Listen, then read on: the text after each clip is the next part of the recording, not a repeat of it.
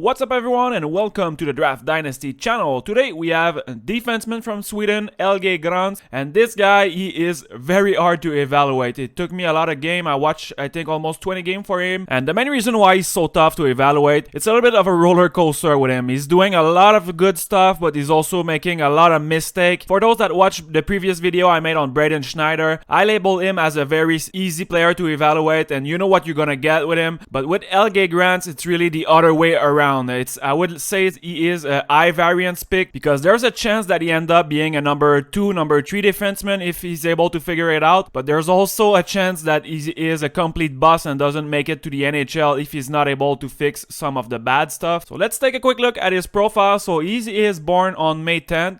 So he's a little bit on the younger side, 6'3", 192 pounds, and he is pretty thin and weak physically. If you look him play, he doesn't have a whole lot of strength in him. And typically those players from Sweden and Finland, there's a lot of them that are a little bit behind in terms of physical maturity, and usually they take 2 or 3 more years after the draft to really develop, and I think it's going to be the case with him. He's going to get much bigger and stronger. Now if we take a quick look at his stat, so he played 21 games in the SHL at the pro level, 1 goal, 2 assists for 3 points, and in the Super Elite, 4 goals, 23 assists for 27 points, so 1 point per game. It's not noteworthy that other player in the past in that league, let's say Erik Karlsson, I think he was at around 1 point per game, similar to Helge Grans, and same thing with Adam Bokvist a few years ago. And he also played 9 games at the international level with only 2 assists, and I think he really struggled in international tournament this year. I think those games might hurt his stock at the draft. It was a good opportunity for him to display what he was able to do, and he was not as impressive in those games. So since I have a lot of clips, we're gonna start the footage right away. So you will be looking at number 2 whenever he is playing in the SHL, and number 54 when he is playing in the Super Elite Under 20 League. As usual, let's start with the thing I like the most about his game, and with him, I'm gonna choose the ability to make a good first pass. So whether it's in his zone when he's under pressure, or just to make a good long stretch pass, I thought he was excellent with that. And there's one thing that he was doing very well, and I think it's taking information. So whenever he was retrieving the puck in his zone, he was always looking before taking the puck. And there's some time where he was under a lot of pressure, heavy pressure, and he was always poised, looking over his shoulder, trying to scan the ice before retrieving the puck. So I think this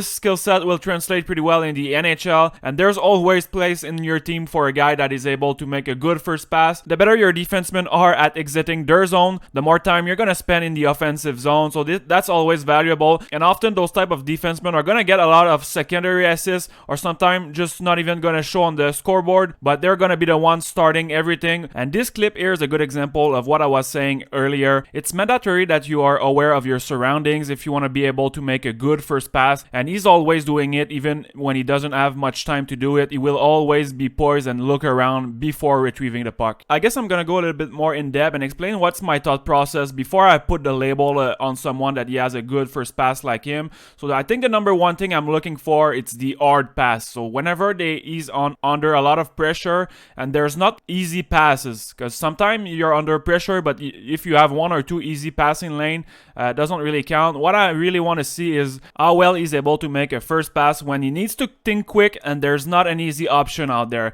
And I felt like a lot of time he was able to find those guys that were more in the traffic. There was stick in there, and he still was able to find the passing lane even though he didn't have much time to do it. After that, the other thing I would be looking for, and this is pretty obvious here, but it's the sheer amount of pass he is making and the success rate as well. So those are 2 things. And with him, I would say both the amount of passes he was able to complete and the success rate were pretty good. After that, another thing I'm looking for is how often does he give away the puck for free. So there's a lot of defensemen when they're under pressure, they're just gonna chip the puck on the board and basically give the possession of the puck to the other team. But with him, this is another thing he was doing pretty well. It's very rare that he was giving up and giving away the puck. Most of the time, he will try to make a pass or try to keep possession of the puck. And the final thing I'm looking for, and this one it's very important, and it's how well he is playing with his other defenseman partners. Whenever you're playing defense, your other defenseman partner should always be a really good and easy passing lane for you, and you should take advantage of that. And sometimes defensemen are not really good at it, but this is another thing that he was doing pretty well. And essentially what he was doing, he was trying to bait other player to go at him. So he was using his skating and mobility to bait player to attack him, and after that he would do an over to his defenseman, and it would make the job super easy after that for the defenseman to do the proper zone exit. So it wasn't him really that was doing the first pass, but in those situations,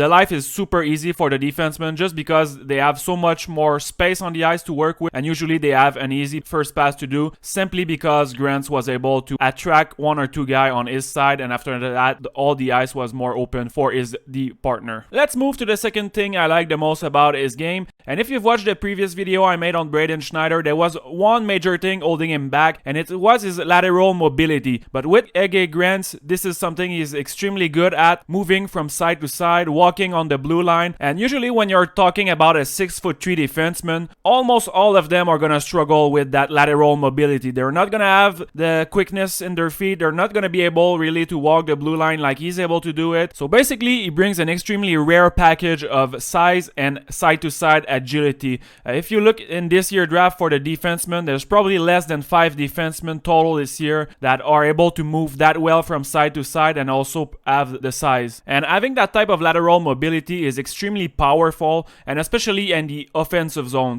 So there's a lot of time where you're gonna see Helge Grans creating offense, and almost every time it's starting with his feet moving, and he's gonna move into either a shooting position, he's gonna find a shooting lane with his feet, or he simply is gonna move the other team defensive structure, and after that find a passing lane. And getting back to Braden Schneider, I'm gonna compare him with Helge Grans quite a bit during this video because those two are extremely different players, and both of them might go late first round in this year draft. Like I said earlier, Schneider doesn't have that type of quick feet and lateral mobility, so in the offensive zone he kind of needs someone to set him up. He's not able to create for himself like Grants can. So for that reason, if we're looking only at the offensive upside, I think it's clear to me that Grants got a whole lot more offensive potential than Schneider. And I was really impressed with Helge Grans. As a 17 years old, he was playing on the first unit on the power play in the SHL, and usually in the SHL they don't give ice time for free. We saw this year with Lucas Raymond. You really need to earn your ice time, and I saw him toward the end of the year playing the whole 2 minutes on the power play at the end of a game, trying to tie the game. So they were really trusting him out there, and for good reason, because he was generating a lot of offense,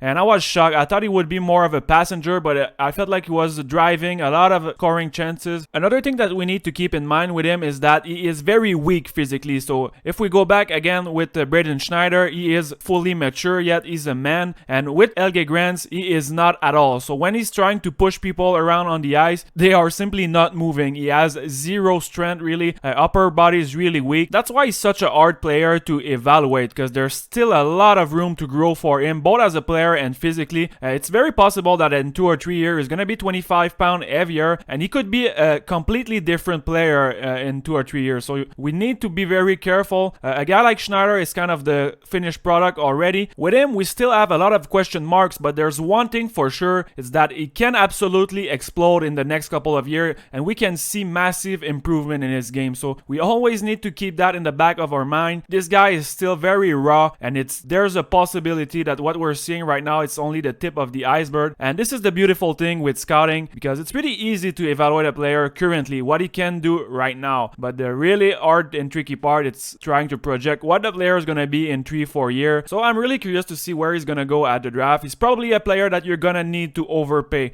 You're not going to pay a price of what he is right now. You're going to have to pay a premium for what he could be. And it's going to tell us a lot, the team that is going to pick him. It's going to be a team that is willing to take a little bit more risk and gamble, and also a team that strongly believe in their ability to develop a player. Alright, so let's move along and take a look at the bad stuff. So I said earlier it was a little bit of a roller coaster with him, so buckle up. There's a lot of things he's gonna need to work on, and I've watched almost 20 games with him, and I can say that in all those games he's making mistakes, and a lot of them, and sometimes big one. The number one thing I want to take a look at, and this is a little bit worrying for me, is whenever he's skating backward and he needs to pivot and after that go forward, the process is extremely slow. Usually when defensemen are good at this, it's going to be smooth and kind of look in one motion. With him, it's not smooth at all, and it's really in a two-part process. So you have the first one when he's skating backward and he's pivoting, so this would be the first one, and the pivoting part is really slow. And after that, he gets going and he goes forward. But the thing is, usually it's going to be too late. Since the pivoting is too slow, the other player is already by him and it's too late. At the junior level, it wasn't really much of a big deal because he has pretty good straight line speed. So once he was pivoting, he had the speed to catch up to other players, player, and he also had a long reach, so it wasn't much of a big deal. But in the SHL, players were buzzing left and right beside him, and the slow pivoting was really hurting him bad. And on top of that, he's a player that is playing a little bit more aggressively than your typical defenseman, and whenever you are playing this way, this means you have way less room for mistake. So you need to be mentally sharp and be aware of your positioning, because if there is a turnover and the puck is getting back into your zone, if you are pivoting pretty slow like he is, and it takes a while for you to get going, every time you're gonna get caught a bit too deep in the offensive zone, you're gonna be done. So he is a player that was giving way too many odd man rushes for my taste, almost every single game. Some of it I think was more technical and more on the skating side, so I think his pivoting, whenever he was pivoting, he was standing up a little bit too much. So he's someone overall with all his skating, I think he's gonna need to lower a little bit his center of gravity. Try to have a bit longer stride. For someone his size, I think his stride is pretty short, and I think it's because his stance is standing up too much. On top of that, mentally he is not very sharp, and whenever you are playing defense, you're a defenseman, you always need to be aware you're the last man standing, so you always need to take into consideration what if the puck goes the other way around. You cannot not always think offense, so you need to be very aware of your surrounding. You don't want to get caught flat-footed. There's time where you're gonna need to backpedal just to prevent something. In the end, it's a matter of risk and reward. You need to be able to think quick and know when it's too risky. It's not really worth it just to keep the puck in the offensive zone if you're going to give a 2-on-1 or breakaway. And right now, I just don't think he is a smart enough player defensively to make those kind of aggressive read on the fly. He should try to play maybe a more passive game. So this is a nice example of what I was saying earlier. So this is a mental mistake right there. It should be an obvious spot where you need to backpedal. The risk is not worth it, because if you make a mistake, you give a 2-on-1. And all players have strengths and weaknesses in their game, but it's really important to be aware of those strengths and weaknesses. So for him, if he struggled pivoting, you need to adjust your game accordingly. So you cannot play as aggressively if you don't have that type of skating to get back if you get caught. This will be another mental mistake. Just poor positioning, puck approach. You cannot go at a guy in a straight line. You're asking for trouble. If you do go at a guy in a straight line, make sure you hit him. This goes back to knowing your strengths and weaknesses. Maybe a guy like Braden Schneider, maybe he could afford to go in a straight line like that, because he's gonna have the size and strength to pin the guy down, and he's not gonna move from there. But Helge Grans is not strong enough. He doesn't have the luxury to go at a guy in a straight line and play the body. It's not in his arsenal as of right now. So because of his lack of physicality, he's a player in his zone that is really struggling. It's pretty easy to go around him, and he's not gonna make you pay the price. He's pretty soft, so he is pretty much the complete opposite of Braden Schneider, especially in front of the net. It's pretty shocking. He is not able to push around people at all. When he tried to push them, they don't move. They just don't move. He is not strong, and it's a problem because a lot of the time the player are gonna park in front of the goalie, and he's gonna try to remove them from the front of the net, but since they're not moving, basically what he's doing is screening his own goalie. So a lot of time I saw him right in front of his goalie when the other team was shooting. And again, just know your strengths and weaknesses. If you're not able to push the guy, just don't even bother. Let him there and just focus on getting the rebound first, or lift the player's stick whenever there's a rebound. So in terms of his ability to defend in his own zone, I will label him as pretty terrible, and it's kind of a big deal because as a defenseman, one of your main part is gonna be to try to lock down that high danger area, and he's terrible at it. Usually those taller defensemen are pretty good at defending those area of the ice, but really this is one of his biggest weaknesses in his zone when the other team is set and they're trying to cycle down low. This is where he really struggled. I saw some shift where he was stuck in his zone for 2 minutes, not able to get out, not able to do a whole lot of anything. Also, I saw some pretty big red flags in his zone in terms of positioning. So there's a lot of time where he would go double, play aggressively and help one of his teammates, but it was not really necessary. Sometimes he will leave the front of the net wide open when there's really no reason to do it. This is an example of poor positioning. So he's gonna decide to go and help in the corner, but really there was no need for him to go there because already one of his players was there. Again, another example of him just leaving the front of the net to try and help, play aggressively down low. And if you make a habit of just going all in 3 versus 1 player, this means there's gonna be some player wide open elsewhere in your zone, and I just don't think it's necessary.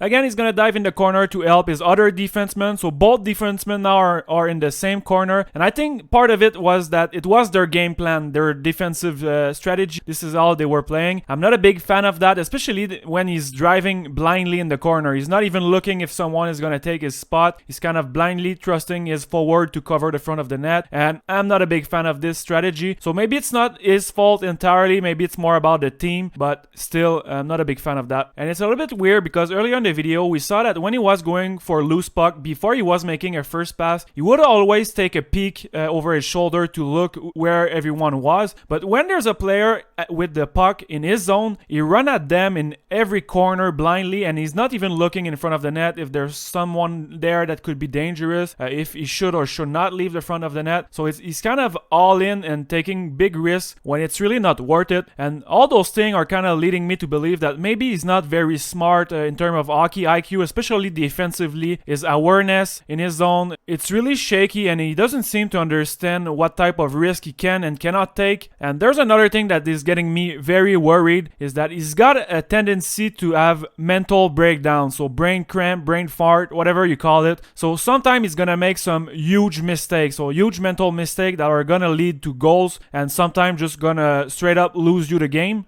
And as a coach, those players are extremely hard to coach. What are you going to do if you're leading by one goal? Are you willing to risk putting him on the ice, risking that he's going to do the occasional brain fart that's going to lose you the lead? So he's a player that's going to be pretty hard to trust at 5-on-5 at the NHL level, unless he makes some massive improvement. And on the penalty killing as well, I don't see him playing the penalty killing. I don't think he's built for that. Not really good enough in his zone and in front of the net. You're pretty much getting at this point a power play specialist with a very good first pass. So how much are you willing to pay for this type of defenseman? There's also a possibility that he improve his defensive game. Is not out of question, but there's a lot of work there. It's not on Jeremy Poirier's level, but still there's work to be done on that side. Now, in terms of my final ranking and where I'm gonna have him on my list, I really struggle with him. Like I said, there's a lot of red flags, especially defensively. I'm getting worried that his mental game might not be as strong. So for that reason, I'm not gonna be willing to pay a premium price. And when I say premium price, it's probably around top 20. So he's not going to be top 20 pick for me. He's going to be more toward the late first round and early second round. This is a player that you're going to want to be really patient with him. Give him 3-4 years in the SHL. Give him time to bulk up, get stronger. With 25 more pounds, his shot's going to be much stronger. He's going to be stronger on board battle. Maybe he's going to be able to clear the front of the net. But realistically, if you put this guy toward your late first round, I think you're going to have almost zero chance to draft him, because a team like those tall defensemen, long-term project, we saw it last year with Broberg, he's gonna be gone pretty soon, and I'm gonna have other player on my list when it's my time to pick, and I'm not gonna get to him. Let's wrap the video on a positive note. So we're gonna take a look at his long reach. Of course, he's 6'3". He's playing with a pretty long stick, and that's why team like those tall defensemen. If you're small, no matter how hard you try, you're never gonna have that long of a reach, and he is pretty effective with his defensive stick, and he just cover a whole lot of ground. So there's a lot of time where he's behind in the play, and his long reach is gonna bail him out. The tools are really nice for him, so he's just gonna need to clean up a bit more his mental game, positioning, but all the tools are there for him to have a pretty high ceiling, both offensively and defensively, even though right now defensively is a bit more of a struggle. Anyways, this is it for this episode. If you enjoyed the content, this one took a lot of time, so please give it a thumbs up, and the next one's probably gonna be on Brendan Brisson, so click on that subscribe button if you don't want to miss it, and see you on the next episode. Take care. Bye.